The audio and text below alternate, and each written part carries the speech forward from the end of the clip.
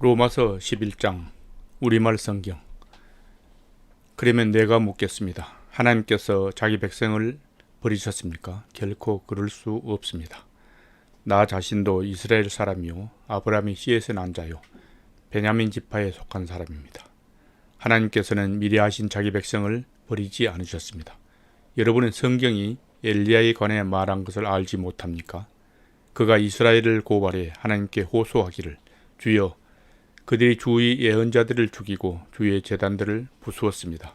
오직 저만 남았는데 그들이 제 목숨도 찾고 있습니다. 라고 했습니다. 그러나 하나님께서 그에게 무엇이라고 대답하셨습니까? 내가 나 자신을 위해 바알에게 무릎을 꿇지 않는 7,000명을 남겨두었다 라고 하셨습니다.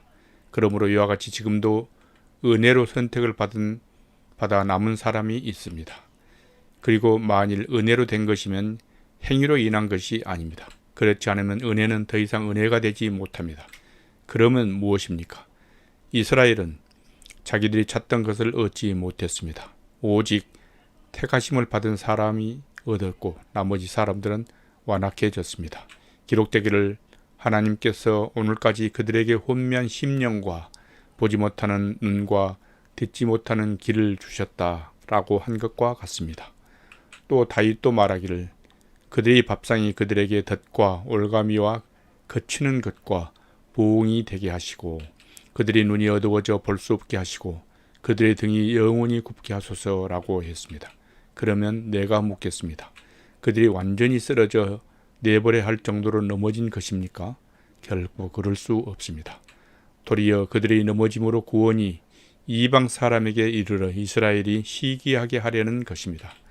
그들의 넘어짐이 세상의 부유함이 되고 그들의 실패가 이방 사람이 부유함이 됐다면 그들의 충만함은 얼마나 더 큰 부유함을 가져오겠습니까? 이제 내가 이방 사람인 여러분에게 말합니다. 내가 이방 사람의 사도인 만큼 나는 내 직분을 영광스럽게 여깁니다. 이는 내가 어떻게든 내 종족에게 시기심을 일으켜 그들 가운데 다만 얼마라도 구원을 받게 하려는 것입니다. 하나님께서 그들을 버리신 것이 세상의 화목이 됐다면 하나님께서 그들을 받아들이시는 것은 죽은 사람 가운데서 살아나는 것이 아니고 무엇이겠습니까?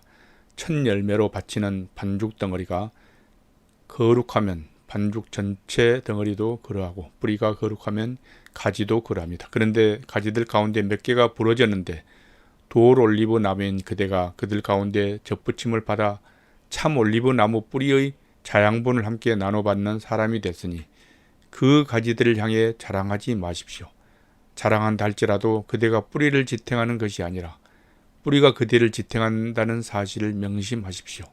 그러면 그대는 가지들이 부러진 것은 나로 접붙임을 받게 하기 위한 것이었다 라고 말할 것입니다. 그렇습니다. 그들은 믿지 않음으로 부러졌고 당신은 믿음으로 서 있습니다. 마음의 교만을 품지 말고 오히려 두려워하십시오. 하나님께서 원 가지들도 아끼지 않으셨으니 그대도 아끼지 않으실 것입니다. 그러므로 하나님의 인자하심과 준엄하심을 생각해 보십시오. 넘어진 사람에게는 준엄하심이 있으나 만일 그대가 하나님의 인자하심 안에 머무르면 그분의 인자하심이 그대에게 있을 것입니다. 그렇지 않으면 그대 역시 잘려나갈 것입니다.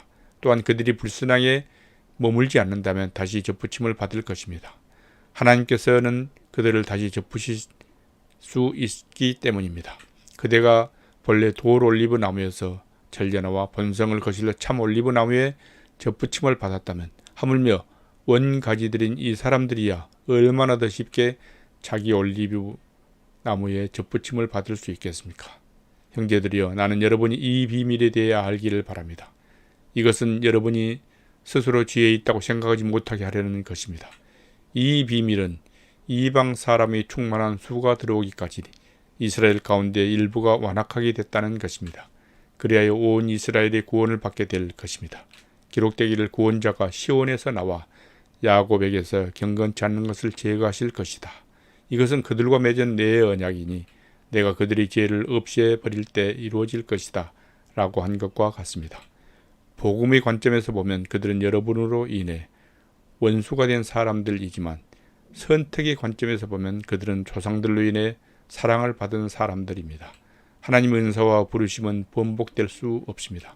한때는 여러분이 하나님께 순종하지 않았으나 지금은 이스라엘의 불순종으로 긍휼히 여김을 받았습니다. 이와 같이 이스라엘이 지금 순종하지 않는 것은 여러분에게 베푸신 긍휼로 이제 그들도 긍휼히 여김을 받게 하려는 것입니다. 하나님께서는 모든 사람을 불순종 가운데 가두신 것은 모든 사람에게 긍휼을 베푸시기 위함입니다. 깊도다 하나님의 부유와 지혜와 지식이여 그분의 판단은 헤아릴 수 없으며 그분의 길은 찾아낼 수 없도다. 누가 주의 마음을 알았는가? 누가 주의 좋은 자가 됐는가? 누가 주께 먼저 드려 주의 보상을 받겠는가? 만물이 그분에게서 나오고 그분으로 인해 있고 그분에게로 돌아갑니다. 그분에게 영광이 영원토록 있기를 빕니다. 아멘.